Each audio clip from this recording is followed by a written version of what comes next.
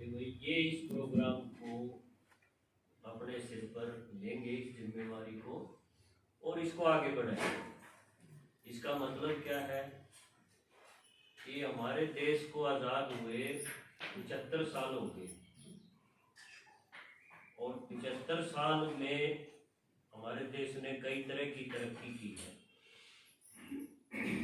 तो हमें इसलिए सौंपा गया है ये, क्योंकि कोई भी देश की तरक्की साधनों के आधार पे तो होती है, लेकिन विशेष उसमें जो है वो नागरिकों के ऊपर डिपेंड करता है कि उसमें रहने वाले लोग कैसे हैं। अगर वो उच्च चरित्र के नहीं हैं, उनमें मानवीय मूल्य नहीं है, ईमानदारी, सच्चाई, देश प्रेम नहीं है, तो वो देश की सारी योजनाएं फैल होती रहती हैं और वो संघर्ष करता रहता है।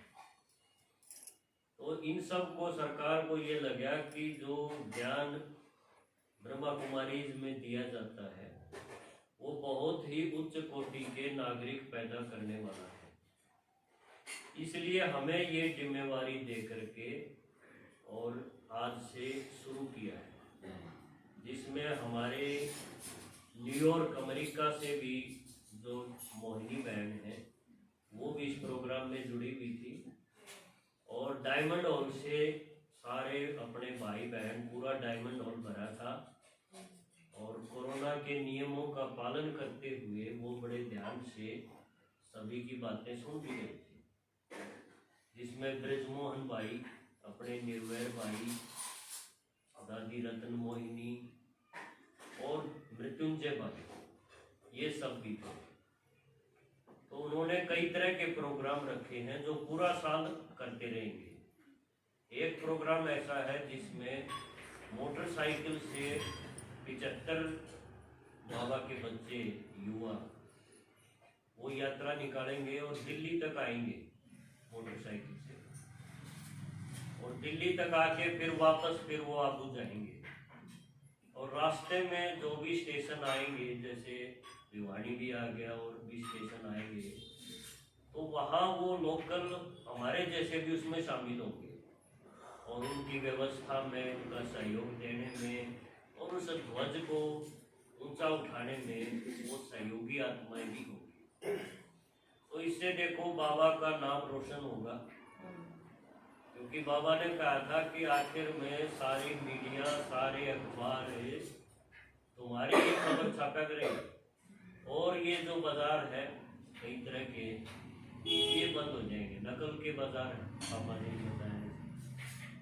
तो ये बड़ा हमारे लिए गर्व की बात है आज कि सरकार भी हमारे बाबा के इस कार्यक्रम को आगे बढ़ाने के लिए, चाहे वो उनका सहयोग कहो या मैं तो इसको मजबूरी भी मानता हूँ, क्योंकि उनको पूरी बात तो समझ आती नहीं, मोटा मोटा वो देखते हैं। हमें सारी बात समझ में है कि ये तो स्वर्णिम भारत हम बना ही रहे हैं, है ना। बाबा ने तो 1936 में ही देख लिया था वो सुंदर दुनिया कि ऐसी दुनिया बनानी है, और उन्होंने तो शुरू कर दिया था अपना काम। उन्होंने थोड़ी सरकार की बात देखी, पर ये पता था कि आखिर में ये सारे आएंगे घूम फिर के सूक्ष्म रीति से या बाद में स्थूल रीति से ये सहयोगी बनेंगे। तो बड़ा अच्छा लगा मुझे, आप भी जाके देखना टीवी में, न्यूज़ में, ये आज मेरे ख्याल आज या कल अखबार में भी आएगा, और आप अपने पीस ऑफ माइंड चैनल पे तो आज डायरेक्ट लाइव टेलीकास्ट था, और बाकी न्यूज़ चैनल भी इसी को दिखा रहे हैं। तो बड़े गर्व की बात है, इसके लिए आप सभी को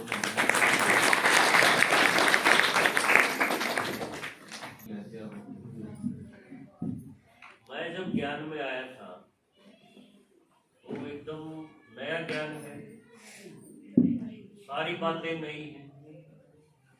हम जब किसी को ज्ञान सुनाते हैं ना, तो नई नई बातें सुनते ही वो बिदक जाते हैं लोग, और मेरे साथ उल्टा हुआ है। मुझे लगा कि ये सारी बातें जो ये बताई जा रही है, दादा लेखराज जिनको बाबा ब्रह्मा कहते हैं, तो इसका अच्छा कारोबार चल रहा था बाबा का, अच्छी दुकान जची हुई थी, कोई परेशानी थी नहीं, बालक भी दे दिए थे और अच्छी साख थी अपनी मार्केट में।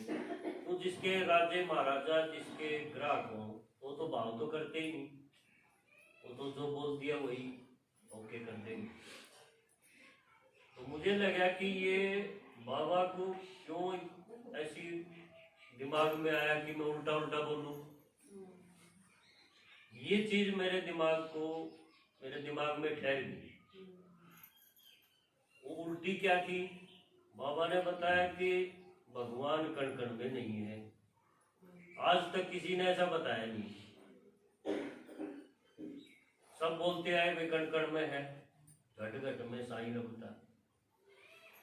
बाबा ने बताया कि गृहस्थी में रहते हुए पवित्र रहो।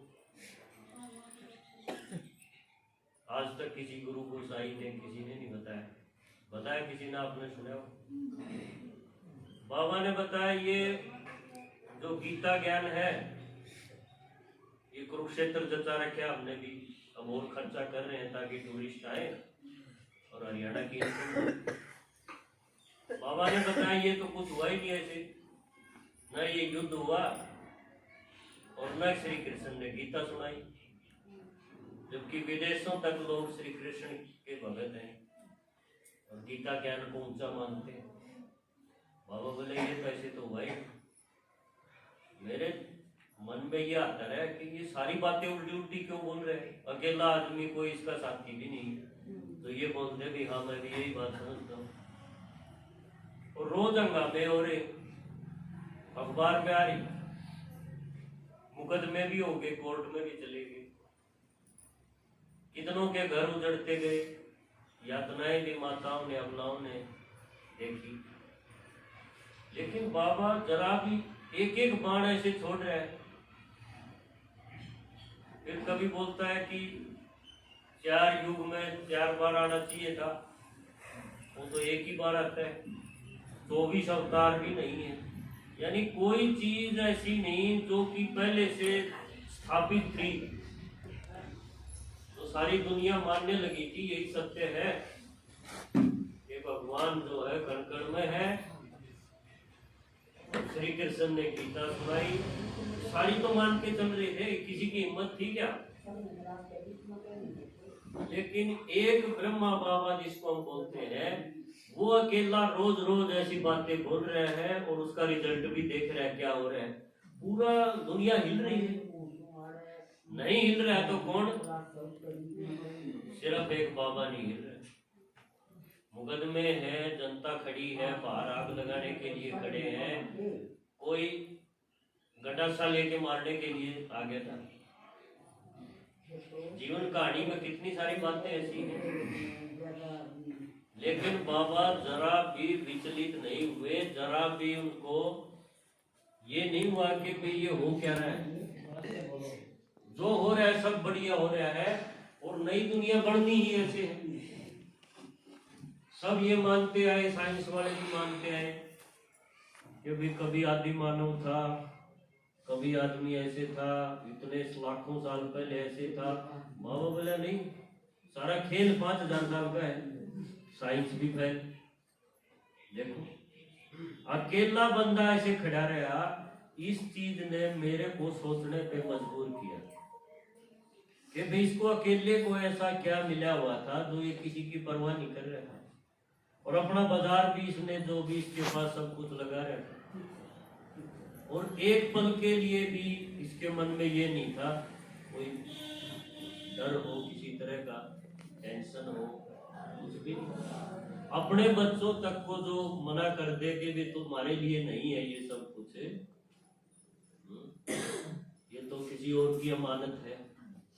और छोटी छोटी बेटियां इतनी छोटी छोटी, और उनको लेके बाबा यहाँ आके पहाड़ पे, उनसे दुनिया बदलने के लिए, है ना, दुनिया बदल रही है। तो बाबा की ये सारी चीजें जब मैंने सुनी ना पहली बार, जिनसे लोग भाग जाते सुन के ये कि ये सारे पता नहीं क्या बता रहे हैं, तो सब कुछ उल्टा बता रहे हैं, वही चीजें मेरा बेस बनी, उन चीजों ने मेरे को निश्चय दिया कि जरूर इस बंदे के पास कुछ है, इस बंदे में दम है।